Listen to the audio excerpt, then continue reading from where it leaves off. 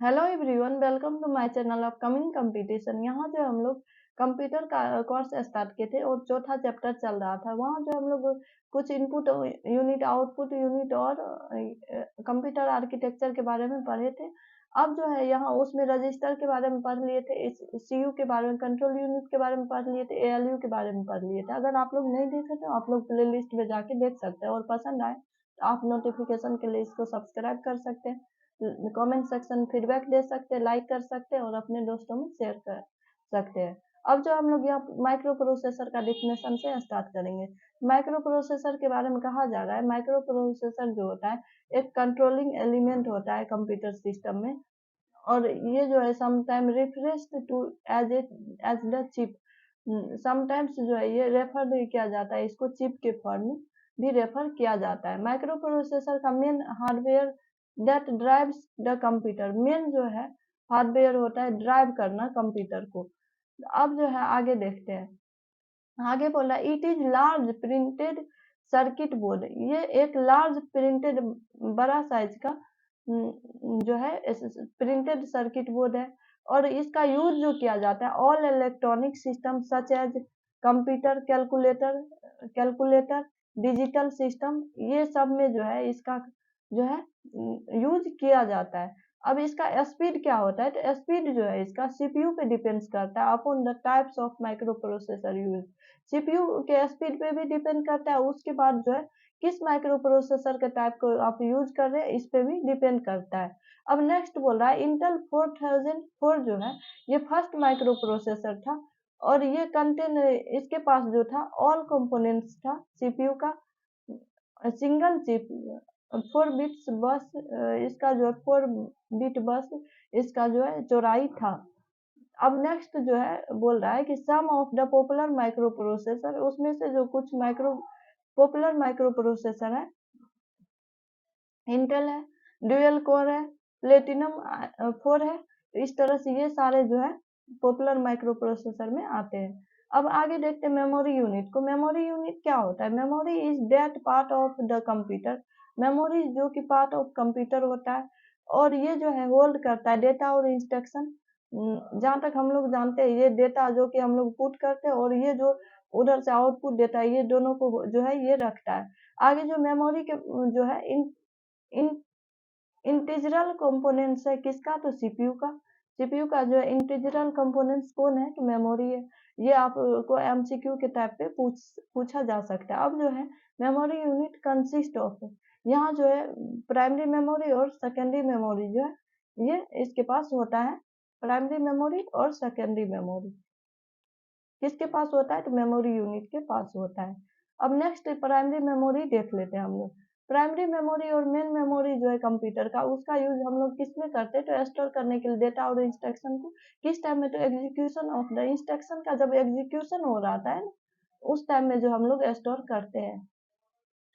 अब next primary memory कितने types का होता है, तो प्राइमरी मेमोरी जो है ये भी 2 टाइप्स का होता है। कौन कौन होता है, तो रैंडम एक्सेस मेमोरी जिसको रैम बोलते हैं, और रीड ओनली मेमोरी जिसको रोम बोलते हैं। तो ये किसका टाइप है, तो ये प्राइमरी मेमोरी का टाइप है।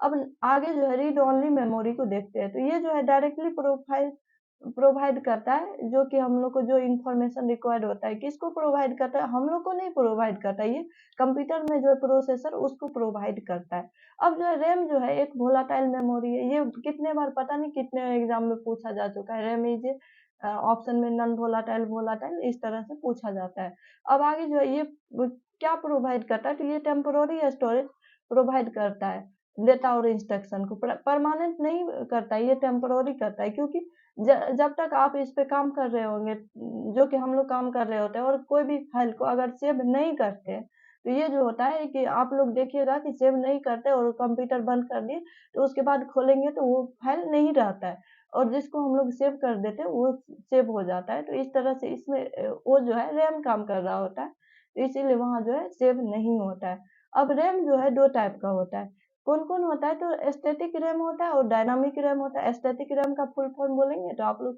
जानते हैं, रैम का फुल में रैंडम एक्सेस मेमोरी होता है। अब आगे रीड ओनली मेमोरी पढ़ते हैं, रोम के बारे में पढ़ते हैं। रोम का यूज किस चीज के लिए करते हैं, तो स्टोरिंग करने के लिए करते हैं। क्या चीज? तो स्टैंडर्ड प्रोसेसिंग प्रोग्राम्स जो कि परमानेंटली रिसाइड करता है कंप्यूटर में, उसको जो है स्टोर करने के लिए हम लोग जो है रोम का यूज करते हैं। जनरली डिजाइनर्स प्रोग्राम जो है ROM chip at the time of manufacturing circuit. Program जब हम लोग डिजाइन करते हैं जनरली उस टाइम में जो रोम चिप को मैन्युफैक्चरिंग के टाइम में ही जो है सर्किट बोर्ड पे लगा दिया जाता है। अब आगे जो है रोम जो है नॉन वोलाटाइल मेमोरी है। क्या है? तो नॉन वोलाटाइल मेमोरी है, और ये जो है ओनली रीड करता है, राइट नहीं करता है। यहाँ जो हम लोग ओनली इसको पढ़ सकते हैं, इसमें लिखा नहीं जा सकता है। आगे देखते हैं, रोम जो है क्लासिफाइड होता है 3 कैटेगरी में। Programmable ROM, erasable programmable ROM, electrically erasable programmable ROM. ROM को आप लोग जानते ही है, तो यहाँ रोम लिख दिया गया, रीड ओनली मेमोरी को रोम लिखा गया, यहाँ भी सेम उसी टाइप से है। तो programmable read only memory, erasable programmable read only memory, electrically erasable programmable read only memory. तो इस तरह से जो है ये 3 टाइप्स का होता है रोम। अब नेक्स्ट देखते हैं सेकेंडरी मेमोरी। सेकेंडरी मेमोरी जिसको हम किस नाम से जानते हैं? सेकेंडरी स्टोरेज या एक्सिलरी मेमोरी के नाम से भी जानते हैं। तो यहाँ आप लोग देख सकते हैं। उसके बाद जो इसका यूज करते हैं डेटा को स्टोर कर, डेटा और इंस्ट्रक्शन को परमानेंटली स्टोर करने के लिए जो हम लोग इसका यूज करते हैं सेकेंडरी मेमोरी का, जैसे कि हार्ड डिस्क हो गया, सीडी हो गया, डीवीडी हो गया, ये सब क्या हो गया? तो सेकेंडरी मेमोरी हो गया। अब जो हम लोग इस चैप्टर का कुछ इंपॉर्टेंट पॉइंट्स करते हैं, उसके बाद नेक्स्ट अगले चैप्टर में हम लोग देखेंगे। यहाँ जो है बोल रहा है, सॉरी, यहाँ जो है अब जो हम लोग कुछ इम्पोर्टेंट पॉइंट्स इसके बारे में जान लेते हैं। CU, ALU, CPU या फिर बोलेंगे तो मेमोरी के बारे में कुछ इम्पोर्टेंट पॉइंट्स, ये 5 पॉइंट्स दिया है, इसको हम लोग देख लेते हैं। इस तरह से इस चैप्टर को एंड करते हैं। फिर ये चैप्टर एंड नहीं हो रहा है और इसमें कुछ थोड़ा बहुत बचा हुआ है। तो यहाँ जो हम लोग देखते हैं इम्पोर्टेंट पॉइंट्स क्या क्या है, तो सारे के सारे जो बहुत VVI है, ये कोई भी एग्जाम में पूछा जा सकता है, तो ये आप लोग याद भी रख सकते हैं। तो यहाँ जो बोल रहा है बफर जो होता है टेम्पोररी स्टोरेज होता है, जहाँ की रजिस्टर होल्ड करता है डेटा को फर्दर एग्जीक्यूशन के टाइम तक के लिए, जो डेटा को होल्ड करता है कौन? तो रजिस्टर होल्ड करता है। और बफर क्या है? तो टेम्पोररी स्टोरेज है, परमानेंटली स्टोरेज नहीं है, परमानेंट स्टोरेज नहीं है, ये टेम्पोररी स्टोरेज है। और यहाँ ही जो रजिस्टर डेटा को होल्ड करके एग्जीक्यूशन के टाइम के लिए रखता है। अब आगे देखते हैं, आगे एक्यूमुलेटर जो है ये एक रजिस्टर होता है CPU में, और ये जो है इमीडिएट अर्थमेटिक और लॉजिक रिजल्ट्स आर स्टोरेज। यहाँ जो है हम लोग इमीडिएट अर्थमेटिक और लॉजिक रिजल्ट को स्टोर करके रखते हैं। ALU क्या है? तो ये रजिस्टर है CPU में। उसके बाद ये जो है इंटरमीडिएट अर्थमेटिक और लॉजिक रिजल्ट्स को जो है स्टोर करके रखता है। अब आगे रिड्यूस इंस्ट्रक्शन सेट कंप्यूटर और complex instruction set computer, risk और सिस्क, ये जो है 2 टाइप्स का माइक्रो प्रोसेसर है। और ये क्लासिफाइड इसको किस बेसिस पे किया गया है? तो इंस्ट्रक्शन सेट के बेसिस पे। ये आप लोग को क्वेश्चन भी पूछा गया है या फिर पूछा भी जा सकता है तैयारी के पॉइंट्स ऑफ व्यू से या कोई भी कंप्यूटर एग्जाम के व्यू से। ये बहुत ही इंपॉर्टेंट है, मेमोरी आर्किटेक्चर में भी पूछा जा सकता है। और ये जो अभी हम लोग पढ़ रहे हैं कंप्यूटर आर्किटेक्चर पढ़ रहे हैं, तो यहाँ बोल रहा है माइक्रो प्रोसेसर का रिस्क और सिस्क किसके अकॉर्डिंग? तो इंस्ट्रक्शन सेट के बेस पे 2 टाइप्स का होता है। अब आगे देखते हैं, आगे है कि performance of computer is affected by the size of register. Computer का परफॉर्मेंस जो है रजिस्टर के साइज से अफेक्ट होता है, और रैम के साइज से भी है, रैम के साइज से जो है अफेक्ट होता है। उसके बाद speed of system clock and size of cache memory, इससे भी जो है इफेक्ट होता है। इस तरह से आप लोग को 4 ऑप्शन बन रहा है।